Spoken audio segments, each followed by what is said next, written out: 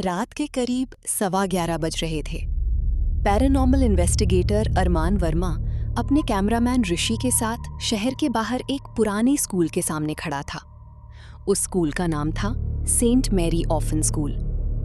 15 साल पहले यहाँ एक भयानक आग लगी थी और उस आग में 27 बच्चे जिंदा जलकर मर गए थे।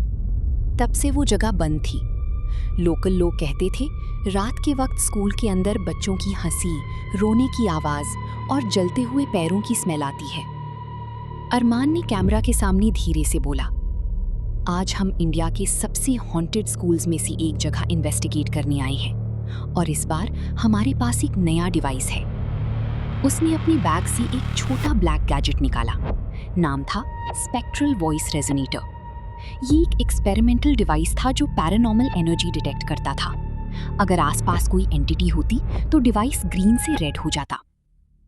स्कूल की गेट को धक्का देते ही वो धीरे धीरे खुल गया।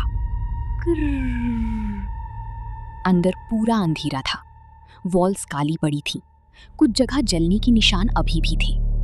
जैसे ही वो कॉरिडोर में घुसी, बीप बीप, डिवाइस येलो हो गया। ऋषि ने धीरे से कहा, भाई मुझे लग रहा है कोई हमें देख रहा है। अरमान हल्का सा हंसा। रिलैक्स, कैमरा चालू रखो। लेकिन अगली ही सेकंड डिवाइस सीधा रेड हो गया। बीप। टेम्परेचर अचानक बहुत ठंडा हो गया।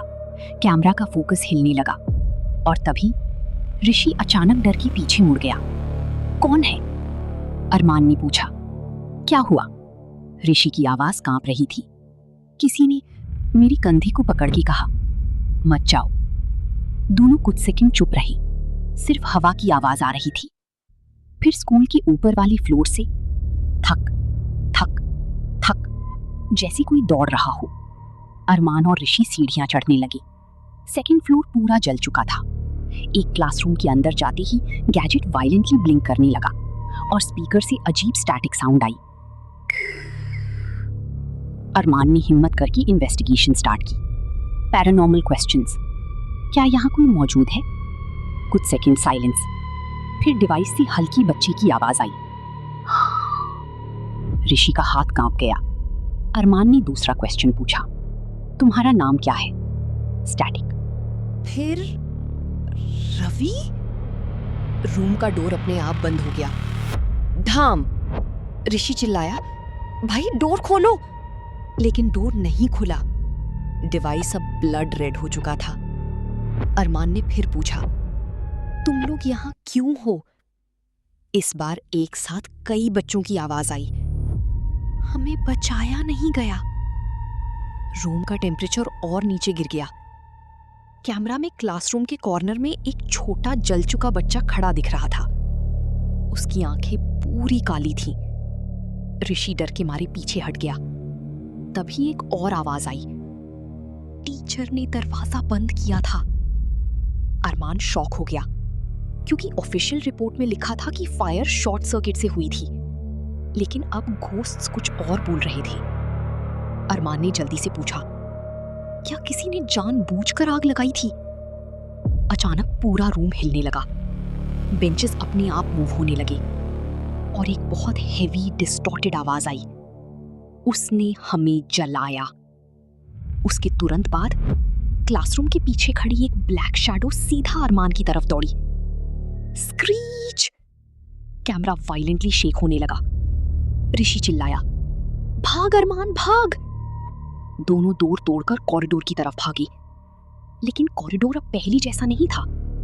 हर तरफ जलते हुए बच्चों के हैंडप्रिंट्स दिख रहे थे और वॉल से बच्चों की चीखने की आवाज आ रही थी, हमें बचाओ। सडनली किसी इनविजिबल चीज ने अरमान का गला पकड़ लिया। वो हवा में हल्का उठ गया। डिवाइस ओवरलोड होकर स्पार्क्स देने लगा। ऋषि ने डर के मारे कैमरा गिरा दिया। स्क्रीन पर सिर्फ स्टैटिक दिख रहा था और उस स्टैटिक के बीच एक बर्न्ड फेस स्लोली कैमरा के पास आया और धीरे से बोला, तुम भी यहीं मरोगी। उसके बाद रिकॉर्डिंग कट हो गई। अगली सुबह पुलिस को स्कूल के बाहर अरमान और ऋषि बेहोशी की हालत में मिले।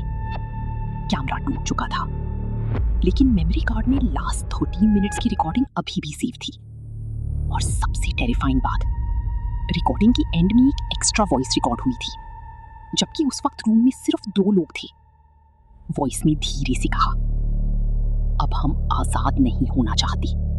अगर ये हॉरर स्टोरी आपको सच में डरा गई हो तो वीडियो को लाइक करो, चैनल को सब्सक्राइब करो और अपने दोस्तों के साथ शेयर जरूर करो, क्योंकि अगली कहानी शायद और भी ज्यादा खतरनाक हो।